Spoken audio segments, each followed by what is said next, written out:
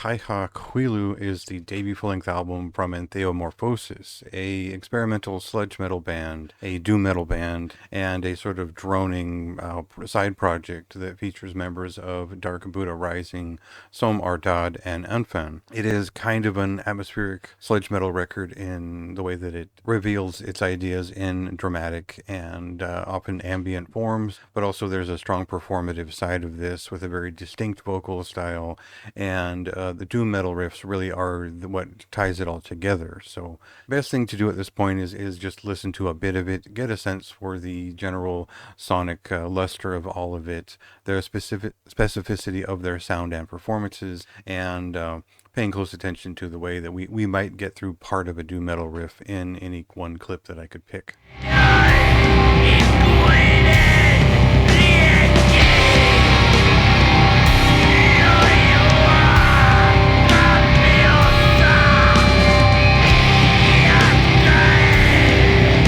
So this was, I believe, kind of a pandemic era recording. It definitely had some of its roots in just not having anything else to do, and the collaboration formed as sort of a spiritual rejuvenation. The way they describe it is leaning into the darkness to find the light, essentially. And so what that means for the listener is that there's a trip here. It's two sides. It's four songs. They're quite long pieces, and they're very slow to build and rise and reveal what their kind of point is. There are dark ambient and drone doom motions on this record, but there's also sludge metal and different kinds of bass lines that really help highlight a few of these songs as standouts, and at least moments that are standout. I wouldn't say that this is the sort of record you're going to easily pick up and get the first time you listen to it, but I still think that a lot of folks will connect with how weird it is, and I think that's something that's often missing from a lot of modern sludge metal, is not being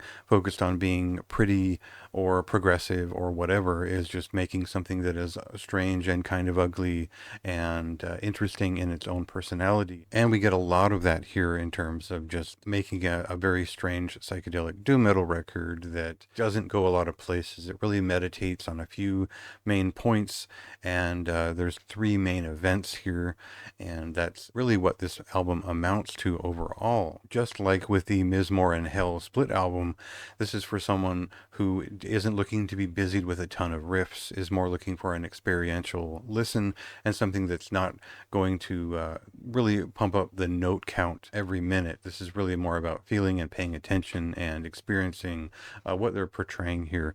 And I think as storytellers, they have a weird go of it, and that made it more interesting for me rather than something that was direct and obvious. And so I like the vocalist's unusual tone and the way that he changes it up throughout.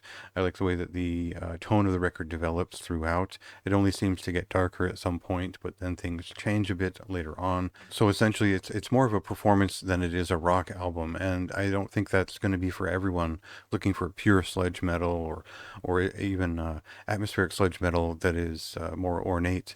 This is something that is probably best experienced live, I would assume. I feel like the best shorthand is that if you enjoyed Waste of Space Orchestra and some of the associated acts involved, especially Dark Buddha Rising, you probably have the right amount of patience and taste to understand generally what this is and what kind of sounds it intends to bring.